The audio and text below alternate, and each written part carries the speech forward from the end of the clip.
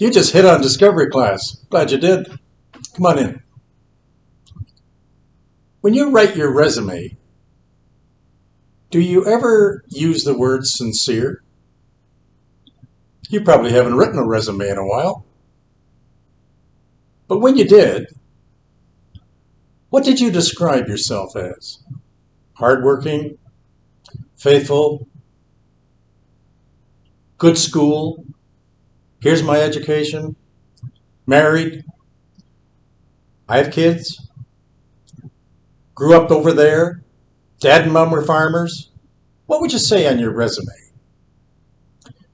That's what I want to talk about today, because my topic I have called In Search of Excellence. And I want to use as an introduction the word sincere. And after I tell you what it means, I want you to use it. Because I think there's a lot of you out there, you probably don't tell what you're really like. And you know you're genuine, you know who you are as a person, but do others know who you are? So if you were to write it down and you were to describe yourself in one word, I think the word that you're going to use is the one I'm going to tell you about. It's the word sincere. Sincere comes from the ancient Latin. Did you ever study Latin? I did. Looking back now, I don't know if it helped me or not. I was in high school back in Ontario. I took 3 years of Latin. Grade 10, grade 11, grade 12. And I was the only boy in a class of 12 girls. And I find it very boring because it's all memorization. And there's 3 declensions. There's male, female, and neuter. And we'd have to go to the blackboard. We'd have to quote all kinds of nonsense. And I used to sit at the back of the room. And just to pass my time away, I wrote some poetry in Latin. It was silly. Do you want to hear one? Boyibus licibus sweetum girlorum. Girlibus licibus wantum some more. Potter poella enter parlorum and kickibus boyibus exibus dorum. I could go on and on. But I was nonsense, but it was boring. But out of that class, I learned the history of the English language, because many of our language words come right out of that ancient tongue called Latin. As a matter of fact, if you study anatomy, most of your body, if you're a doctor or a dentist, most of our body parts are in Latin. And that's just the way it is. All right, having said that, sincere, the word I want you to learn, comes from the ancient word sincerus. And it means clean, and it means pure, and it means sound.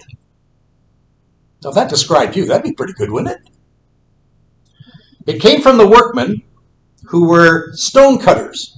Many of them were slaves. They were hired by very famous people, including popes, to do monuments, sculptors. Marble sculpture. That was really the choice of medium in that day. And most of these people that worked were blue collar. They weren't university grads. They didn't have a degree. They weren't lettered. They were just men that had wonderful calloused hands like my dad on the farm, and they were good at what they did. Let me make up a story. Michelangelo, who carved the statue of David, and that statue of David is now in a museum over in Florence, Italy. I've seen it. Stands about 9 feet tall. Beautiful thing. David has one hand over his shoulder holding a scarf, and the other one he's looking away off into the distance. But a piece of marble, pure white, glistening. You have never seen anything in your lifetime like that. At least I never did. All right. Let's say one day, when Michelangelo was carving David from that beautiful big white slab of marble, in his carving, he was doing David's left arm. He accidentally goofed he took his chisel, he took his hammer, and when he was pounding, he took off a piece of marble that he didn't want off, but he wanted it there, but it was gone. He goofed. He removed that piece of marble just simply by accident. What did he do? Michelangelo lets out probably a nasty grunt. And then he says to himself, now what do I do? I've ruined that whole piece of marble. And I needed that piece. I made a blunder. To cover his mistake, the master stone carver would take a piece of beeswax and he would treat it like putty, and he would wrap it in his hand, and then he would put it on that hole that he had just goofed on in that beautiful piece of marble, and he'd fill the hole that he had chipped by mistake. Here now comes the word sincerus, because that was the original Latin word, sincerus. The artist couldn't sell his statue with distinction. He could not write sincerus on the bottom of his workmanship because it was flawed. It wasn't sound. By filling in his mistake with beeswax, he couldn't sell it as an authentic piece of marble, complete, without any flaws. The Latin word sincerus then became the English word sincere to describe one's character. It's a character that's clean. It's a character that's pure. And it's a character that's sound. In other words, there was no cover-up. I've entitled my lesson, I said, In Search of Excellence. Sincere, in other words, something that doesn't have any wax filling.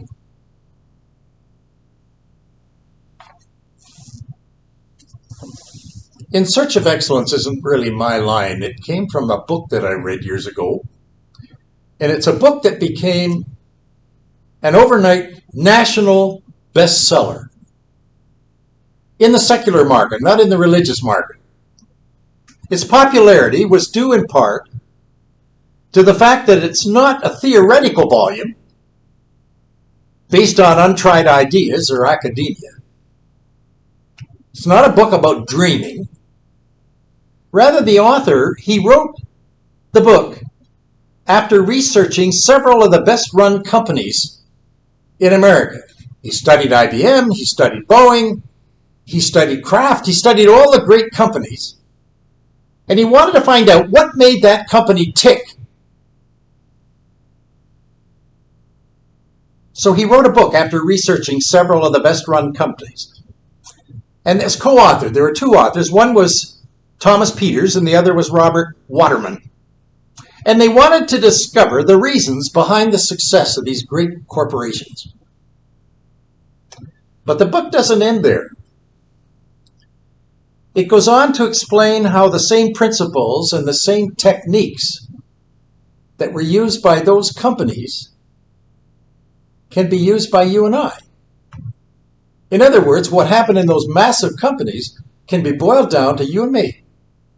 And what they learned in any organization, large or small, they found there were 8 characteristics of successful companies. And it's amazing what he found, because in the study of these companies, the excellence, above all, they're brilliant and their basics were tools that didn't substitute for thinking. It was intellect that didn't overpower somebody's wisdom. Rather, it wasn't analysis either that didn't impact their action. These companies, they worked to do 2 things. And do you know what they were? First, make it very simple. And 2, do your best to not make it complex. Simple, not complex. Brilliant on basics, simple on a complex society. Do you know that hasn't changed, class? People continue to be hungry, I find, especially in a world that seems to be focused on the complex and the oblique, the fuzzy and the confusing. Do you know that in your Bible, there's a book? It's called the Book of Ecclesiastes. It's an Old Testament textbook that many scholars feel was used in the university setting. They didn't have many books back then. It was only in recent times that we had a lot of books. Are you aware that Abe Lincoln, he only really had 2 books that he really relied on?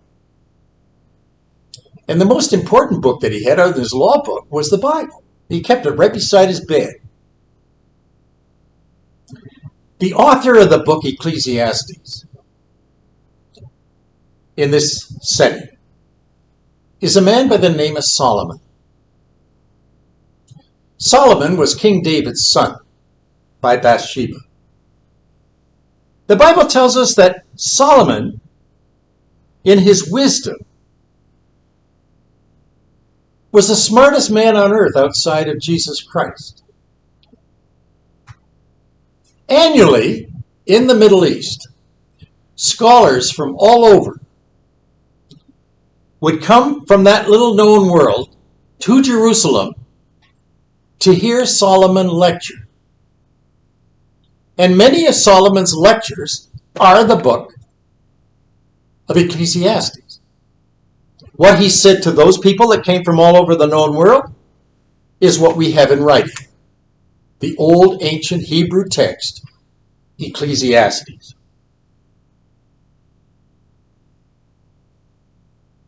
I'm going to read a passage because it kind of sets it for me, this whole idea of excellence.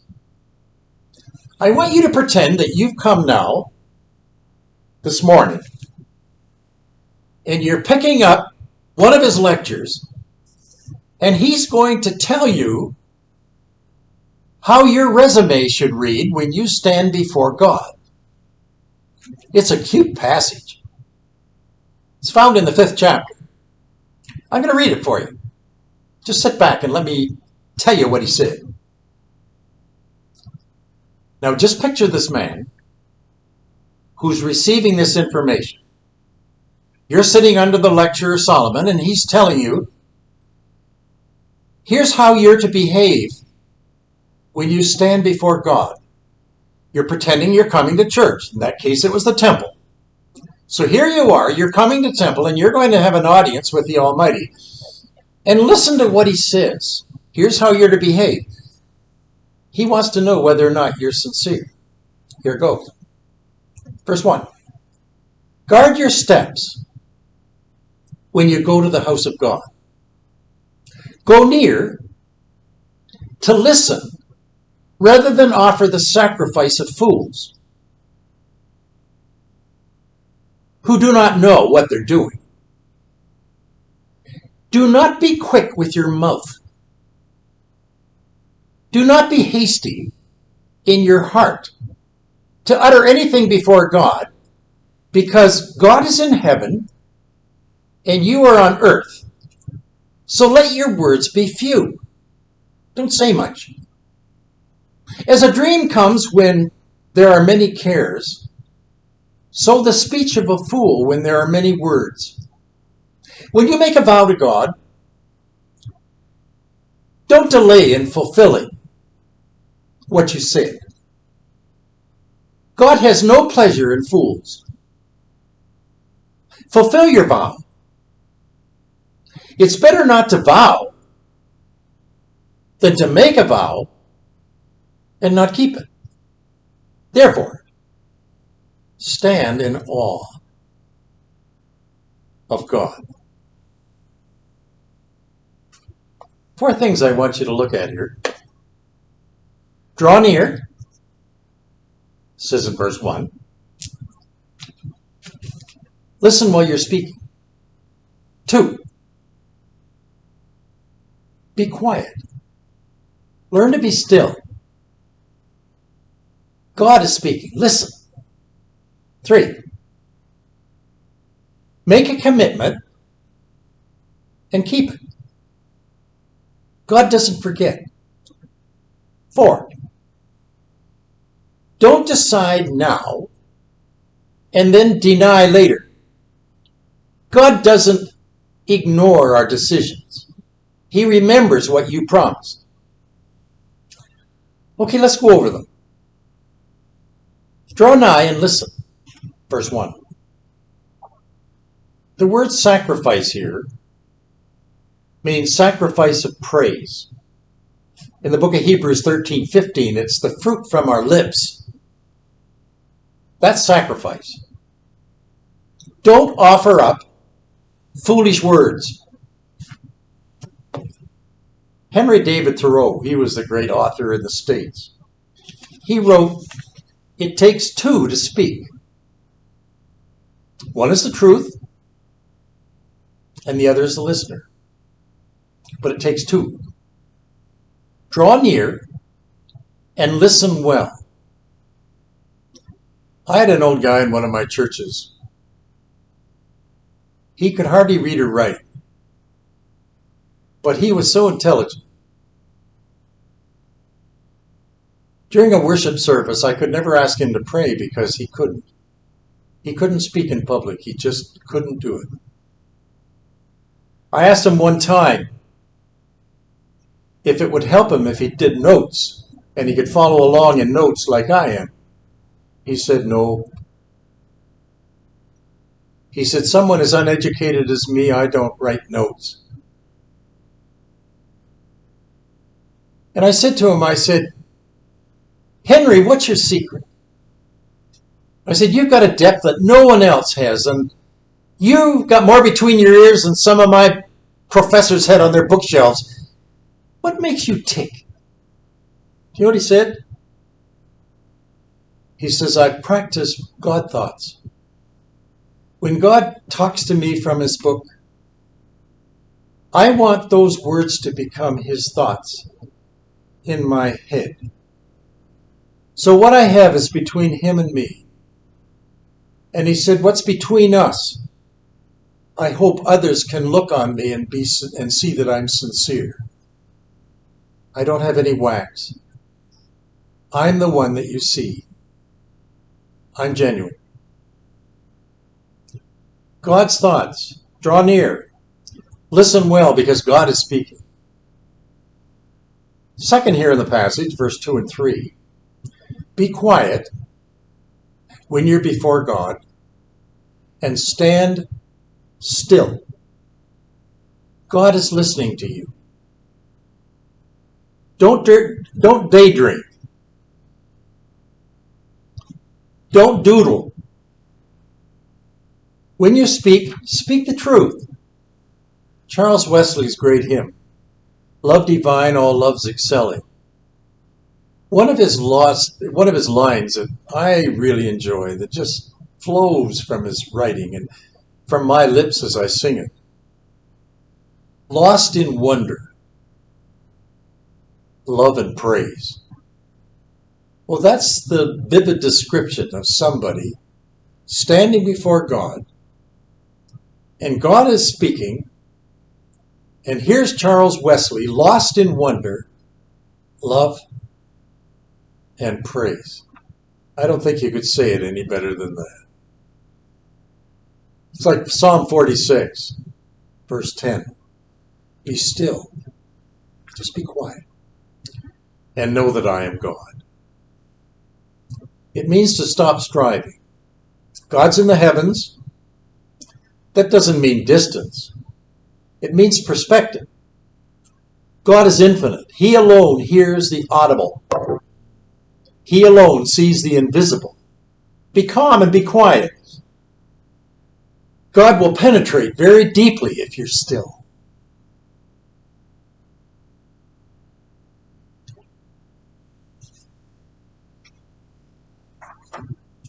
3, make a commitment. And when you make the commitment, remember, God doesn't forget. These are some of the most overlooked words, I think, in Scripture, especially in our shallow roots and superficial commitments that seem to be plaguing our society right now. Bailing out is easier than following through. Whether it's praying, whether it's saying a vow, not so in God's eyes.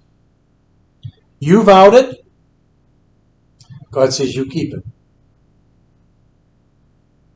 I believe vows are biblical. We have in my class a man who I admire very deeply. He's an engineer. His wife's a school teacher. She now suffers from dementia. But you know what this engineer did? This engineer didn't put her in special care home. Her special care comes from him. 24/7. They live in the same house they've lived in for almost 60 years. All those years as an engineer, when he went to work, he came back home. He provided for his family and he provided for his wife.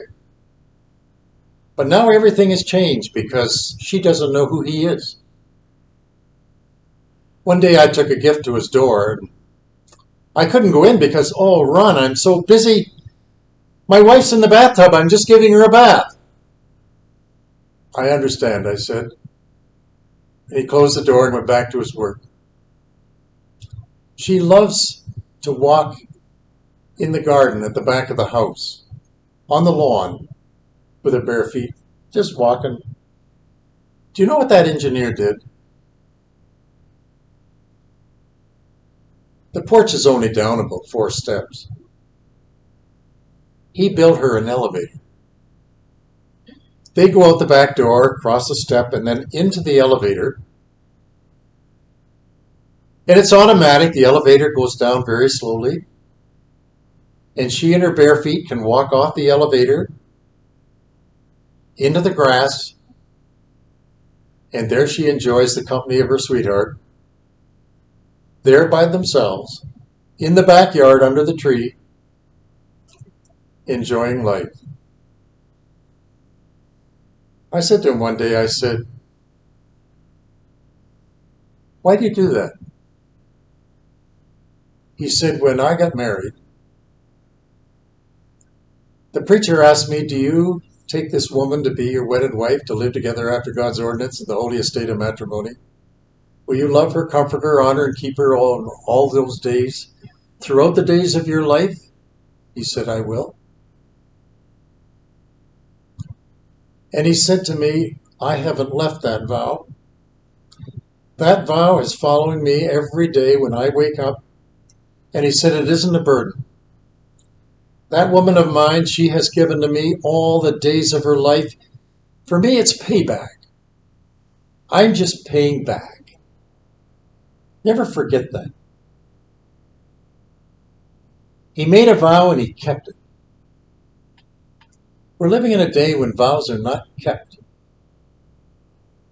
God keeps his vows. When you made a vow to the Lord, did you keep it? When you came to church and you had your little baby girl in your arms and you were down at the front, you heard me say, are you dedicating this baby in honor that you're going to share in front of that child Christ's example all the days of your life? And you as a parent said, yes, I will.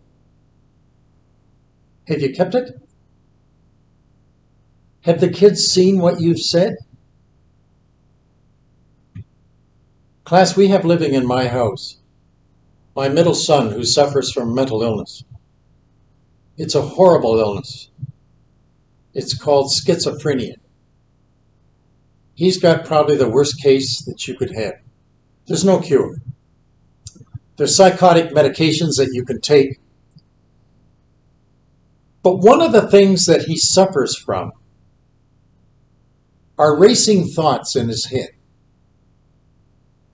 And these thoughts torment him day and night. He'll wake up in the middle of the night screaming and telling him to shut up. And he wakes my wife and I up, and we bolt out of bed and we thought, what was that? It was almost like a thunderbolt. Recently I heard him praying at the table because he'll often eat by himself. And I heard him praying, and he prayed this prayer, thanking God for his food. Lord,